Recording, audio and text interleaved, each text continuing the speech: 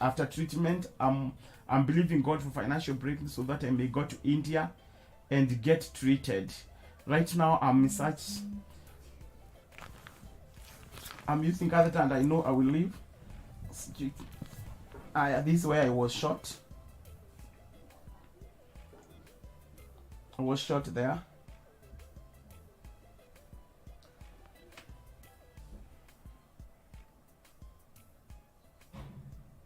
I was shot there.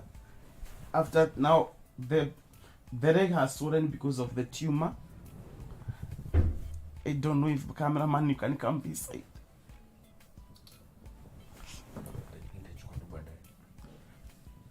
Now this is what's happening to me.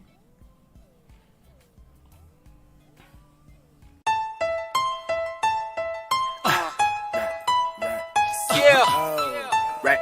CEO. Okay, now we're back. Yep. Naomi's baby. Remix. I had to do this song for you, man. Right. Okay, now I had to do this song for you, man. By flow. Yeah. Hata nikakupa pesa siwezi kukulipa back ulionifanyia diama. Hata nikajaza garage na magari siwezi kukulipa ulionifanyia ma. My name is Wilson Kanoga. Above all, I'm born again Christian. I'm a father of 17 boys, not biologically, but I have adopted them. I used to have a children's home I used to have a children's home over 156 children. But when I became sick, somebody I was admitted, and the co-founder whom we founded with the children's home, they transferred the home to be theirs. So when I came back from the hospital, the home had already gone. So currently I'm a father of 17 boys whom I live with at my house. I believe in God after my healing I may be having a big children's home. Kanoga, I was a former street boy. I lost my mom and my dad at the age of 2 years. I found myself in the street of Nairobi, where I was a street boy. I found where I was a street boy. Have grown in different street of Nairobi in Kenya, different town, not different street, different town in Kenya. Because if we could go to a place and commit a crime, we used to go to another town. Then after doing again another crime, we go to another town. So I can confirm that I was a street boy in different town in Kenya. And also before I became a thug, after losing my parent, I cannot say I lost my parent because I find myself in the street of Nairobi, but because of people keep asking those questions at babako, mamako, uliwaona, where are they? I usually tell people I lost my parent at the age of 2, so that those questions cannot be asked. They cannot be asked those questions. In the street of Nairobi, there is graduation, and there is graduation. You come from one stage to another. So the first thing you're introduced to when you are young is glue, the sneezing glue. The second drug which you are introduced to is the aeroplane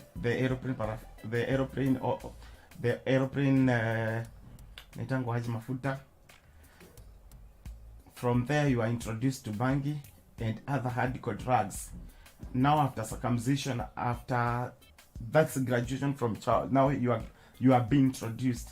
As a small boy, we used to be used, by then there was no phones in Kenya. So what we used to do, as a small boy, you are being said by some bigger boys. You go to a bank somewhere, you follow someone who is going to withdraw money. After he has withdrawn money, you mark him behind. So after leaving the bank, you tell the big boys, they follow him or her to steal from the person. That was our work before now graduate to a higher level. Apart from that, there was taking an oath. We used to take an oath where you cut my finger, I take my blood, you take my blood, I take your blood. After doing that, the oath was, if anything happened, you should not disclose of any secret. That was the reason of oath. So I was raped, not twice. I was raped at the age of 7, left to die in Nairobi, a place called Kurubu Cinema. After there, I was rescued by City Council and I was taken to a hospital called Nairobi Women's. After being taken to Nairobi Women's after treatment, because I didn't have a place to go, what happened at Nairobi Women's? What happened to Nairobi Women's? They told me, you are healed. You can go back to you can go where you come from. Now, when I went back to the street, the humanity in me died. Now I changed from being a human to become something else. Because of the bitterness of being raped, I became someone else. I could not fear stealing. I could not fear doing any harm to anybody. Because now the humanity in me, the people I thought they could have saved my life, or they could have rescued me from those who raped me, they were the people to tell me, go back to the street, go back where you come from. Then from there, going back to the street of Nairobi, going back to the street now, the bigger boys they had already noticed I did not fear anything. We used to carry fares and knives before we graduate to guns. If I ask you for some, if I beg you for some, maybe I beg you for chips or something to eat, and unanita, you could be called, we mtoto wa malaya, umetumwa na mamako tuombe. What happened? I could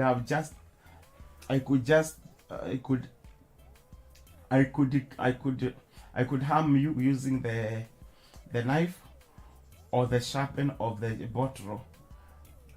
Then from there, that was the beginning. Now you are not afraid. Sleeping, we used to sleep in a sack under the bridge, Kurubu Cinema, or any street in Nairobi. You go and sleep under in a sack. You just sleep. You used to wear about 7 trousers. That year kwanza ikifunguliwa, the first one ikifunguliwa, by the time wakufungua ya tatu, because of the drug which we used to use, kabla ufikie ya tatu utakuwa umejisikia. That's how it was, and it was not easy. Unaenda kuomba mtu shilingi 5. By the way, chai ilikuanga shilingi 5, mandazi ilikuanga kobole. Unaenda kuomba mtu chai ya unaenda kuomba mtu shilingi 5, anakuita mtoto wa malaya. Hiyo jina ilikuwa inatuma sana, especially ujaiona mamako, ujaiona babako, na mtu anakuita mtoto wa malaya. So what used to happen, unachukua kisu tu unamdunga bila kuogopa, ama unamfanyia kitu kibatu. We used to sharpen chupa ya pombe. Tulikuwa tuna sharpen. What do I say? Nikikuomba kitu ninyime na kudunga nayo. So from there again, there was another, I got circumcised year 2000. Our circumcision was not like normal circumcision. Kutairi yetu ilikuwa nikukate unikate. And the day I got circumcised, hiyo siku asubuhi kutairi saa 8 kukatokea job. We went to steal Buruburu police station. Na kuiba Buruburu police station, tulikuwa tunaenda kuiba gani sisi? Tulikuwa tunaenda kuiba gari zenye zimepakiwa. Tunaiba wheel cab, side mirror. Wao wanaona tu chokora na vutagama amebeba kagunia. Lakini sisi tunajua kenye tulikuwa tunaenda kuiba. Tunaiba side mirror, wheel cab. Hizo ndio tulikuwa tunaenda kuiba. So from there, bahati mbaya kukatokea mama moja alikuwa amekujia polisi, wamsaidie kumzindikisha juu alikuwa na pesa. In the process, kuna mtu mmoja alituchanua akatuambia mama alikuwa na pesa mingi.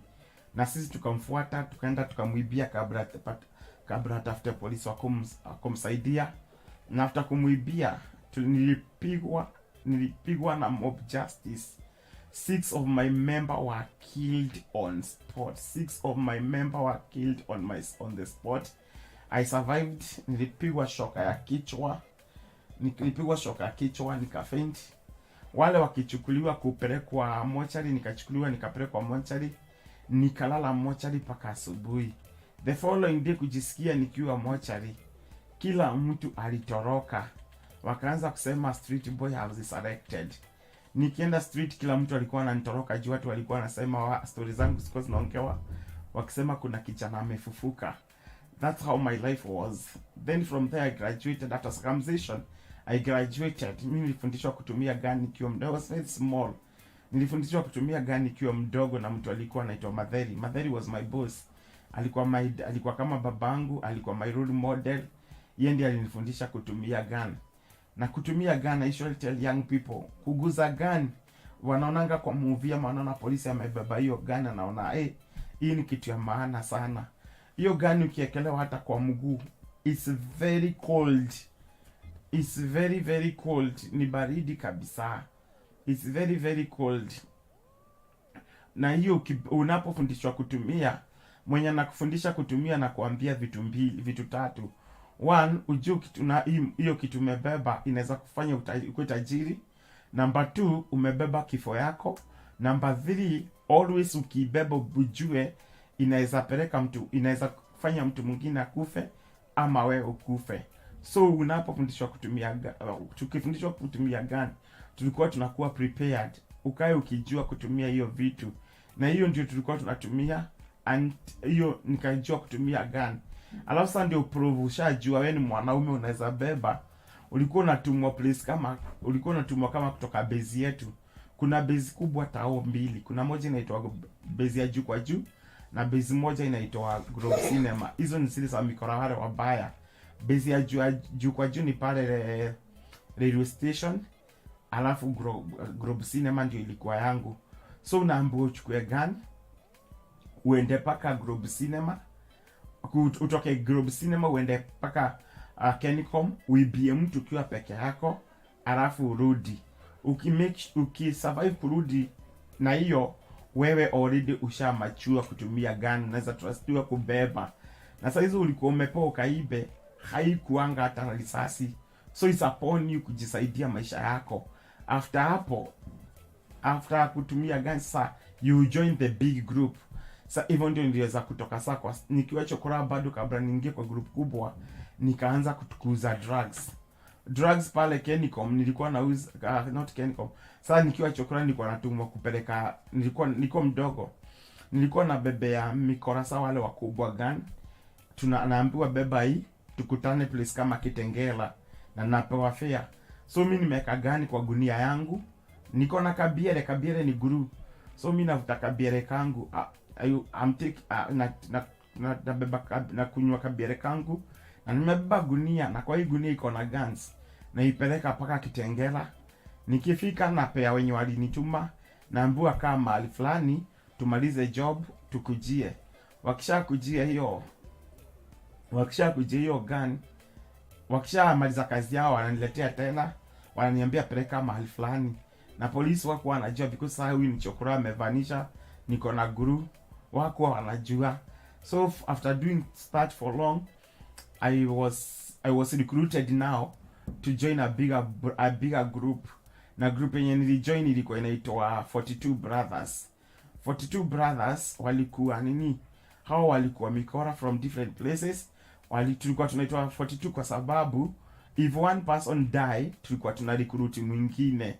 It was started by 4 brothers, but now all of us, because of taking an oath, ilikuwa sasa you are brothers. Already damu yako iko kwa mwili yangu na yangu iko kwa mwili yako. So that's why tulikuwa tunaitwa 42 Brothers. So from 42 brothers sasa kukifanyika kitu, kukifanyika mtu mmoja akikufa within the group, alikuwa anaongezewa, na mdosi wetu alikuwa General Madheri. Sasa from there, after joining big group, sasa hii group si drugs pekee. Hii group ilikuwa kuiba, kufanya vitu zote mbaya. Then I was introduced in raping. Mimi sijai rape mtu kivyangu ile like ni mimi nimemshika nikamrape. Tukiwa wadogo ulikuwa unawekelewa gun. Hao wakubwa wana rape, wanakuambia fanya vile umeona nikifanya, do what you have seen me doing. Unapata sasa mimi na rape, si rape juu nataka, na rape juu nimewekewa gun na nimeambiwa fanya kenye umeona nafanya. So unakuta umerape na sikupenda na it's not once not twice. After graduating from there unaanza kutumkuza drugs, na si drug dogo. Unapewa kitu kama cocaine, unaambiwa hii peleka Nyeri. Najua umevaa nguo ya chokora, unatumia kabiere, hakuna mtu atajua kama umebeba drugs. Then kuna dawa nyingine tulikuwa tunatumia stataja kwa, I will not allow me not to mention the drug on media. Kuna dawa tulikuwa tunaweka kwa tissue, naweza weka kwa handkerchief, naweza weka kwa tissue. Hiyo dawa nikikuja mahali kuna watu na nataka kuibia, ni kuangusha hiyo tissue, especially enclosed place. Nikiangusha hiyo dawa within 15 minutes, hawa watu wakinihelio dawa wanalala uzingizi wa jielewi. So tutatoka hapo tuibie kama ni kwa nyumba ya mtu alikuwa hajapika, tunapika chakula na tunakula, na hata tunabeba. Hata jua dawa inachukua, wamama anaweza lala more than 72 hours, mwanaume anaweza lala 8 hours to 12 hours. So tunatumia hiyo drug kuiba. So when I was recruited to this big group now, tukaingia kwa hiyo group sasa ya kuiba kwa manyumba za watu. Tukaingia kwa group ya kuhijack magari ningetumwa niende nijifanye nimepotea njia nikiwa mdogo. So driver innocently anakuja anasimamisha gari kujua nini mtoto anafanya kwa barabara. Kumbe hawa niko na wao washajua hii gari, wanatokea, wanachukua gari, wananiacha kwa barabara, wanaenda na mimi, wananiacha penye ninaachwa, wananiachia pesa, wanaenda. That was how life was kwa hii group yetu ya wizi. Have survived more than 3 times kupigwa na mob justice. Year 2002 I survived kupigwa. Tulikuwa tumetoka kuiba hapo, kuna banki hapo Nairobi University, na tulikuwa tumepewa hiyo kazi na askari. After succeed kutoa pesa kwa gari ya G4S ikileta pesa, after succeed kutoa, polisi wakatuvamia and we were 8 of us. 3 of my member crew were killed on spot. One of them is Ndua Jack, wakauliwa hapo on spot. So because tunakula oath, tukaambiwa kutoroka tukapitia hiyo njia museum. Sasa ni kutoroka, tunakibishwa na polisi, tunatoroka na tuko na gun, tunafiatua kwa hewa, polisi wanaogopa. And we succeed hata kufika Kangemi highway. There is on highway kuna barabara kuna kimegawanyisha. Tukakuta polisi kutoka ile side ya Kangemi wamefunga barabara, na kutoka hii side yetu wamefunga barabara. So in the process tukapigwa na mob justice sana. Tukaroliwa nguo, wakatafuta mafuta na matairi wakatuweka, na in the process ya kuchomwa sasa wamatafuta kiberiti watuchome. Kukakosekana kiberiti, mwanaume mmoja akasema hao majangili lazima tuwamalize. Kwenda kuruka ile side nyingine kwenda kununua kiberiti, akirudi na kiberiti, gari ikakuja kama imekimbia ikamgonga, and the guy akaanguka hapo. Mama mwingine hapo akienda kumshika naye akagongwa na gari ikatoroka. So watu wenye walikuwa wamegojea kiberiti ili watuchome, remember tumemwagiliwa mafuta, tumeekelewa taya. So wale watu wakigoja tuchomwe, wenye walikuwa wamekuja ndio watuchome, wakasahau na sisi, wakaenda ile side kuokoa ule mtu. Sisi hapo ndio tuliponyoka Kangemi, tukaingia kwa slum, na that's how we survived. Nikasurvive na risasi, nikarudi street, tukajificha siku kadhaa. It was all over newspaper ati tumetoroka tukichomwa na mafuta. Hiyo siku tukiingia Kangemi, ati mafuta kibiriti ingepatikana tu yakisho kidogo tu tungekufa, lakini Mungu akasaidia tukukufa. Me usually say it's God, because watu wengi wanasemanga ni shetani. Mimi siwezi kusema ni shetani, because if it was the devil, today I could not be alive to give the testimony. Today ningekuwa nimekufa kitambo, just because of God that day he had mercy on us. That was number 1. Number 2, tukaenda kuiba kwa mtu mmoja alikuwa mashuhuri, alikuwa anaitwa Kelisi Murungaru, alikuwa minister. Tukienda kuiba kwake, kumbe kulikuwa na GSU one of our member were killed on spot. Hiyo ni kifo ingine ni mwai survive nikiona hivi na macho. We were able to steal 2 million. Na speaking the reality is hiyo 2 million haikutusaidia hata shilingi. Tunagawana, after kugawana mnaenda remember uwezi komboa nyumba, uwezi komboa nyumba, uwezi oa, uwezi nunua gari. So hizo pesa zilikuwa tuza kutumia madrugs, kungara, kulala kwa mahoteli kubwa na kulala na different women. So hizo pesa pia hawa waizi tu wenye tuko na wao, remember some of them walikuwa na wazazi. Sisi wenye hatukuwa na wazazi ndio tulikuwa na shida. Juu sasa sisi wenye hatukuwa na wazazi, hauna mzazi utapelekea. So zako ni ulale hoteli, yako ni ulale hoteli kubwa. After hoteli kubwa ulale na wamama uvae. So hao wenye walikuwa na wazazi bado walikuwa natuibia. Juu anajua uko na pesa, anakuja na kusaliti, anakuwekea kitu kwa drink ama kwa food, unakula unalala, anakuibia yeye apelekee wazazi wake. Kwao kunaendelea. Some of them hata walikuwa na maplot, but sasa sisi wenye hatuna wazazi, sisi pesa zako tu ni hizo kazi mbaya. So again I survived that. Na imanishi sikuwa na shikwa. I'm not testifying here so that a young person can go and steal, can see you are superior. You are not superior. Even us, we were not superior. Kuiba, it was niba it. Mnaweza amuka na mtu. It was so painful. I don't like repeating that one. It was so painful. Mumeamalala na mtu kama best yangu ndua. Mumelala vizuri mkipiga story. Mumeamuka morning, mmepiga. We used to pray our Father who art in heaven. Tumeomba dua, tumeomba our Father who art in heaven. Alafu mnasema mnaenda job. Unasikia mtu mlikuwa na yeye, either amerudi akiwa kiwete ama ameuliwa na mlikuwa na yeye. Something painful is when someone is being killed under your watch. Na huwezi fanya anything. So young people who are watching this, kindly, I'm not here to support you in stealing. I'm not here to tell you drugs are good. Today, when I talk about drugs and you natumia, after using akina cocaine, ndio hizi huku. Ini shindano na cocaine tulikuwa tunajidunga this cocaine.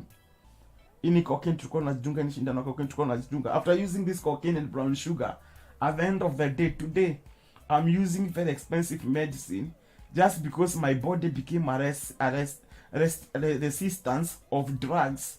My body became a resistance. I will be showing you. Allow me to show you. My body has become. My body became a resistance of different drugs because of the same. So again,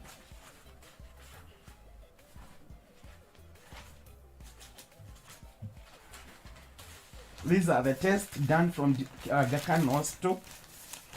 These are tests done from Aga Khan Hospital, where my body have this. These are my tests to confirm what I'm saying. My body has become a resistance to 90% of drugs, which I can no longer use. Not because it's my wish. It's because of the drug which I used to use. My body now became the resistance to it. That's why I don't advocate for young people using drugs, because when we reform and stop using drugs, now this thing will come to you later and it will affect you. I could have been healed early, but now I suffer because of the effect of the body have resistant drugs. Now what next? What are you going to be treated on? The drugs which I'm using currently, Kenya shillings, say 28,000 Kenya shillings per month, and it is very expensive to afford. You can imagine, when you are not working, you depend on well-wishers, and the drugs come to 28,000 per month, which is very hard for me to afford. And that's why I'm telling young people, kindly, it's not easy for you. The drug does not help. When it comes to stealing, I have 17 boys in the house whom I have adopted from different streets of Nairobi. I usually take them to their graves to show them, here is where we buried Ndua, my brother. Here is where we buried Jack, my brother. Here is where we buried Kama, my brother, in the crime.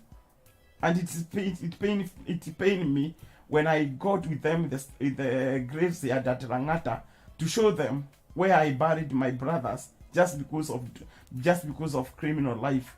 Today I'm crippled because of the same. I'm crippled because of the same. And I know someone there. We were 42 brothers. Today 39 have been killed. We remained 3 of us. Although we are ministers, one of us is called David. He's in US. He's preaching Jesus Christ. The other one is called Jeremiah. He's a gospel musician and is also a minister of the word of God. He is in Dubai. Yes, we are transformed to transform others' life. But among 3 of us, we are myself, I'm suffering. Is not easy. So from there, stealing after joining this big group, right.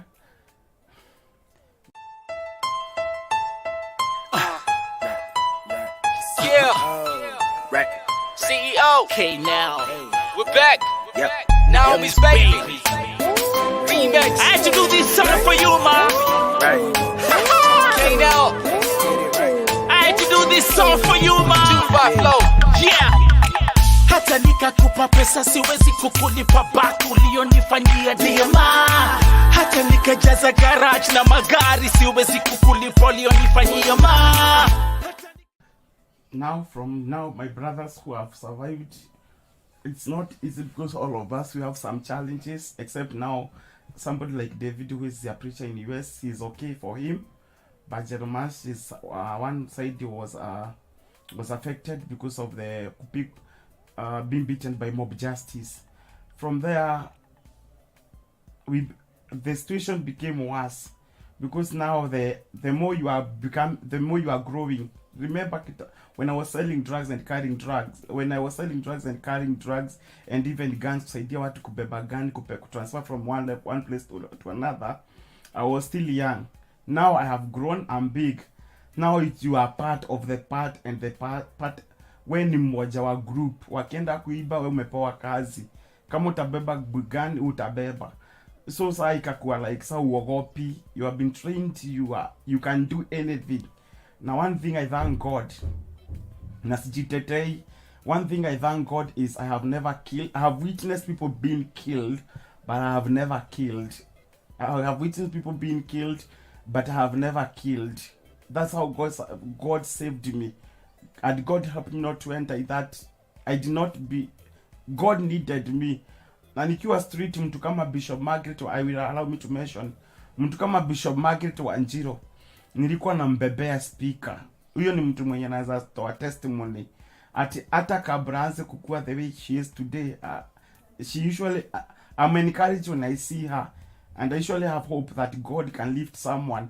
Bishop Margaret Wanjiru, when she was preaching at a place called Aga Khan, in his slippers, red slippers za bata, tulikuwa tunabebea maspika, tunampelekea kwa kanisa, mahali anaenda kuhubiri, anatupea maziwa, na mikate. Then after there we go back to street. People could come, take photo with us, promise us to give us hope, to give us a house, to give us a place to live. At the end of the day, after taking photo with us, walikuwa natuacha to street. Ukiachwa street, what happened to you? I remember there was even preachers who used to come to us. They preached to us, wanatuhubiria, tunaokoka, we could give our life to Jesus. Tunawapea bangi, tunawapea drugs, tunasurrender all bad things zenye tulikuanga nazo, condom and what have you. After kuwapea, wewe umeokoka, huyo mtu amekuacha street. And street, for you to sleep well in those under bridge, for you to sleep well in those veranda, you must have used good drugs. You must use drugs so that ukilala usijijue, so that ukilala penye tu utalala, you don't care what will happen, we ulale tu. So what will you do? Na mtu amekuambia umeokoka na amechukua vitu zako na ameenda. The same after that day, the same evening, you go back to stealing because you have nothing, you have no one to go to, you don't have a place you call home, you have no one to give food. So it was upon you. So year 2002 again, after being circumcised, there's something happened. President Moi was giving power to Kibaki. Before that, we were able to enter the State House, 6 of us, trying to go and steal the cocktail of gold. As we were leaving the place, we did not manage to steal. Before we left, two of my members were killed. Again, I survived. Year 2003, after trying to steal, we joined another group again. We used to go to Barrio, to, I don't know inaitangwaje, kupanga matanga. We go there, unasikia watu wakipanga maombolezi, unasikia sanduku ni ya pesa gapi. Tunapewa hiyo kazi. If the coffin was more than 250,000, tunaenda tunaichimbua the same day, tunaenda tunauza, tunarudisha pesa. By the way, hakukuwa na kazi rahisi kama kuiba coffin. It was the easiest job, especially when you get a place whereby people have already buried na wameenda. If it was cemented, tulikuwa tunakuja the same day, ndio kama ijakauka tunachimbua pole. Remember, there's a drug we used to use. Tunawekea wanalala, tunachimbua pole, tunarudisha mwili, tunabeba coffin. Year 2003, after unsuccessful kuiba kwa Chris Murungari, tukashikwa, tukapelekwa police Parklands. From there tukapelekwa kotini, tukapelekwa Shimolatewa. Tukiwa Shimolatewa tukapewa job. We were told there's a very good person in Kenya who have passed on. Former Vice President Kijana Mike Wamalo has passed on, and he will be buried in a place called Kitale. So in our process, we said kuna job imeletwa. So the person who paid for us cash bill had paid akatupe kazi. So we were to walk from Shimolatewa, Mombasa to Kitale to go and steal the coffin of former Vice President Kijana Mike Wamalwa. So this one is young people, those who just steal the phones, and you think when mnoma umefaulu kusnatch simu ya msee. Hiyo ni ufala uko nayo. Me have seen my brother Jack stealing a phone from someone who had a gun, and he shot him and he passed on there. I've seen, we have gone to steal a place. We pretend we have come to steal somebody who is dead in his morgue, but we have been given work to steal something from the morgue. So when I'm talking to young people, it is you to decide. The life is yours.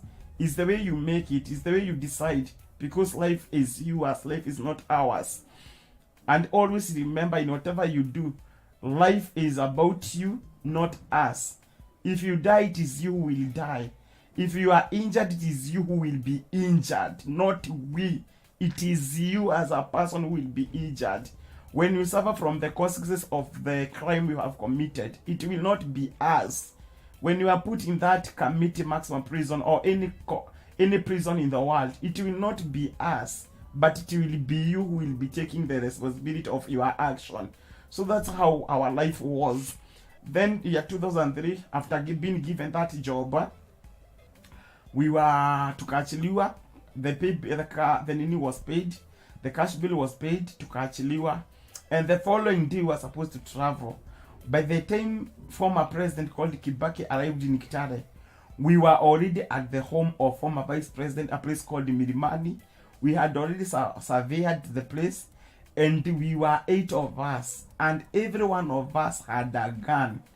Not 8, we were 12, and every one of us had a gun. Every one of us, not everyone, 3 of us had guns. So in the process, that we did not manage to steal the coffin because of the security in that place. And remember, if you are given task, kama tumepewa kazi na wakubwa wetu kose kumaliza hiyo kazi, all of us, we were in big problem. The punishment was severe. You better have gone to steal, you die there rather than coming back. You will be done a lot of harmful things. Some of you usually see us, and some of you, I don't know the word I can use. Unachukuliwa sabuni inasukumwa, unaekwa huko nyuma inasukumwa kabisa, and it is you are circumcised, and your private part is being wanachukua karatasi ya lion. Nowadays I don't know if the karatasi still there. Inaakishwa hizo, ungeteswa, kafadhali ungekufia huko kuliko kukosa kuwa successful kwa mission. So in the process of coming from my Komarwa's place, the GSU were guarding there, they realized we were criminal. And 6 of my members were killed. I was shot my second bullet. I was shot. And after being shot, police wakanichukua. Wakanipeleka Kitale Hospital. From Kitale Hospital, as they were waiting to do, as I was waiting to go under surgery. Nikiwa hapo nje nikigojea kwenda kufanyiwa surgery, nikadanganya polisi na daktari nataka kwenda choo. For them, they knew because I was shot, I cannot run, I cannot do anything. Nikapelekwa choo, wakaniacha ndani ya choo, na choo ya Kitale, I don't know kama it change has been, I've never gone there again. Kulikuwa na very big wide window. So I jumped from the window behind, took a matatu, went back to Nairobi, where now I was selling drugs. I was selling drugs at Kenicom. Nilikuwa nauza dawa za kulevya pale Kenicom, nimekalia wheelchair, nauza drugs, na pia nilikuwa nawekea watu guns na kukombolesha gun. Mtu akikuja ananipe 3000, nampe pistol na risasi moja, anaenda anafanya kazi yake, jioni ananiletea, because now I could no longer run, I could no longer do anything. But now I was there as I continue healing. From there was another job that came again to steal within. There is Cooperative Bank near Jivaji Garden. When we went to steal there, it was on a Sunday.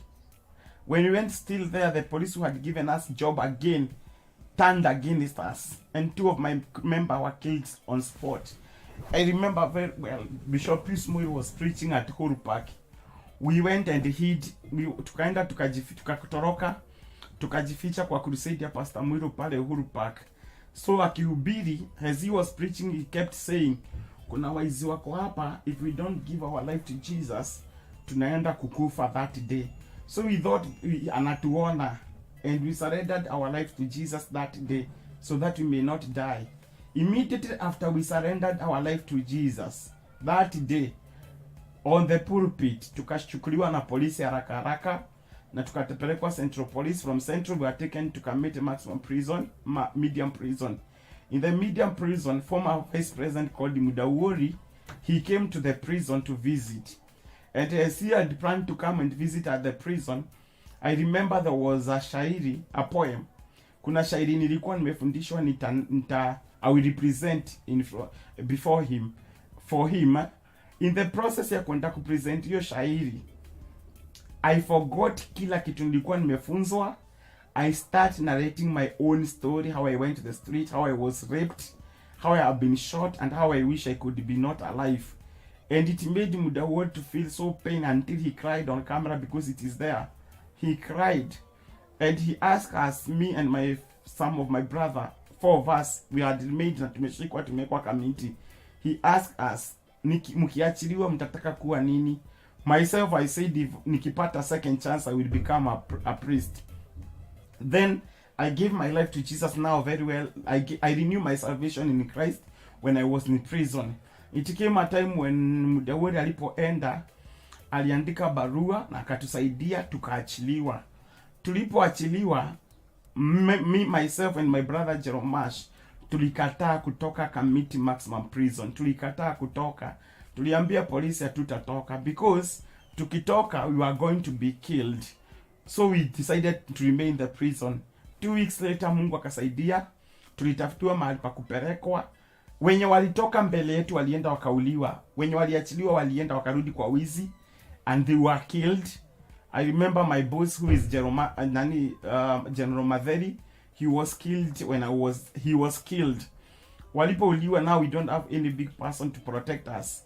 We were taken to Ruakabeta Proof School.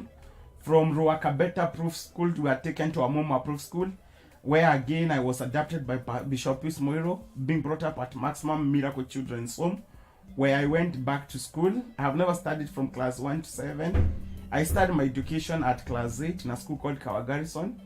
I managed to get 305 marks. Through the power of God, I went to high school. I did not pass my KCSE, I failed. I got an A minor. I have gone to university. I'm a graduate of human psychology. Back 2018, my body started bringing the problem. Mwili yangu ikaanza kuleta shida. I developed something called chronic osteomyelitis, which was caused because of kupigwa na mob justice. Sikuwa natibiwa hiyo time. Ukipigwa na mob justice unatoroka, so sikuwa natibiwa. So unajua ukiwa mwizi wezi enda hospitali, so ukishavunjwa mahali wewe mwenyewe ndio unajitibu na kukutumia drugs mingi, unafungwa na the other street boy. So after drugs shaisha kwa mwili, it's when I started experiencing some problem with my body 2018, and I started going for treatment. Risasi moja ikaweza kutolewa, hiyo ingine ikasemekana iwezi tolewa. Ya 2020 my body became worse. I developed from chronic osteomyelitis, it developed bone tumor cancer because of the kupigwa na hiyo, because of the risasi ambayo ilikuwa na mercury. That mercury is the one who have affected me. So far siwezi nikakatwa. The doctor said siwezi nikakatwa hii, siwezi nikakatwa because already nikikatwa, siwezi nikakatwa, nikikatwa it has spread. So what they have decided is to remove bone tumor and help. It's to remove bone tumor. What they have decided is to remove the bone to remove the tumor. Then from the tumor I will be able to, I can be able to be okay again and go back to my normal. One of the things currently I'm using catheter. I'm not using catheter because I'm using catheter because after niliweza kupigwa na mob justice na wakaniharibu. It damaged me because of that. Now I'm using catheter, but after treatment I'm believing God for financial breakthrough so that I may go to India and get treated. Right now I'm using catheter and I know I will live. This is where I was shot. I was shot there.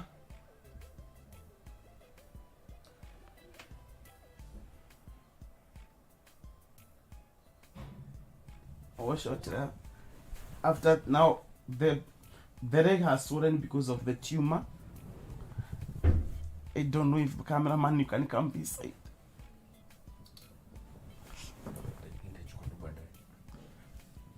Now this is what's happening to me.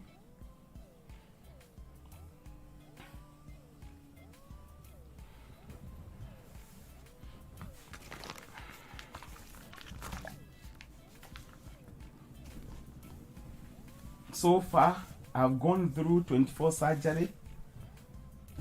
This confirmation. I have gone through 24 different surgery from different hospitals. These are the documents to confirm that. From different hospitals, starting from KU Referral Hospital, Kiambu Hospital, Nairobi East Hospital, War Memorial Hospital in Nakuru. I've gone through 24 different surgery from different hospitals so far, and successful until it was confirmed I can go to India for further treatment. And that's what I'm appealing. I'm appealing to all well-wishers. I'm appealing to people of God to intervene and save my life. I'm in need of 870,000 for my treatment so that the bullet can be removed, the tumor can be removed, and I can go back to myself. Today I cannot do anything for myself. I cannot move. I'm just there. But I'm believing God for his breakthrough. I'm believing God for well-wishers to intervene. Anybody who is there and willing to help me. I have 17 boys in the house. They need school fees. They need something to eat. We live in a rental house. And sometimes it's very painful when you see them depending on you on food. And you cannot afford food. You cannot go to work. It's very painful when you see them sleeping without eating. And it's not your wish. It's because I can't do anything right now. Actually, I was looking for someone who can come and take all of them. Because among the 17 of them, 5 of them, they are HIV. They need to eat food so that they may take their drugs. Within the 17 of them, I have 5 of them who are 2 graduated last week. One will be graduating on 21st, 2023, December at Moi University. with the Bachelor of Law, Moi University. The other one will be graduating at Nairobi University with sociology and criminology. That's what the work God have given me. Even if I'm willing to give them out, I don't want to give them out because I want. I'm giving them out because I can no longer provide for them. I can no longer be there for them. I'm incapable even providing food for them. I'm incapable of everything. Like right now, where we stay, we have been given a notice by our landlord to vacate. I don't know where to take them. And those who are judging me, I kept being called by names by people telling me whatever I'm suffering from is the punishment from God. Me, it's not punishment. God have already forgiven me. So I know it's not punishment from God. I'm a conqueror and I will overcome. I only need the chance to live again. I only need the chance to put a smile on a needy child. I only need a chance to tell young people outside there, drugs cannot benefit you. I only need a chance to tell the people outside there, it doesn't matter where you come from. It's upon your life, not someone's life. It is your life, it is your life, and it is your life. Any challenges that come, every responsibility that happen to your body, those who think stealing and being put to prison, they are men or it will make them to become popular and strong. You are wrong. Those who are inside there, they are willing to come outside and change their life. That's what I'm going through. I'm appealing to any well wishers. I'm appealing to people of God to intervene and come to my rescue. Come to my rescue. I will give my contact there. I don't know if I'm allowed. Anybody can reach me out. My phone number is 0723 706729. 0723 706729. All social media is Wilson Kanoga Mwaura. That's my name. Those who are in abroad, USA, you can use Wave. Wave, you will use the same number 0723706729. It will give the name Wilson Mumia. And I keep requesting and appealing to anyone who is helping me. For the sake of these innocent orphans I stay with, I just request anybody to come and intervene and pay my hospital bill. It's 870. If you can pay it all, I will give you the hospital account. You deposit direct to the hospital so that I can be treated. Those who are doubting Thomas, I can give you the hospital account. You pay to the hospital direct so that I can be treated. Those who are willing to come and support and help me even to pay school fees for only one child, or even two, if you are capable to pay school fees for any child, I welcome you again to my family. I welcome you to my life. It's not me who are going to give the money. I will give you the school's account where they are schooling. You pay direct to the schools so that they may have good life. So that's my appeal. And I thank you so much, Nelson. I thank you so much, Nelson, for your intervention, even to coming to hear my problem. I thank you so much. You have been a blessing to my life since we met through social media. You have made me to step on the other side. I started my chemo because of you. I started my journey to India because of you. God bless you so much. Thank you.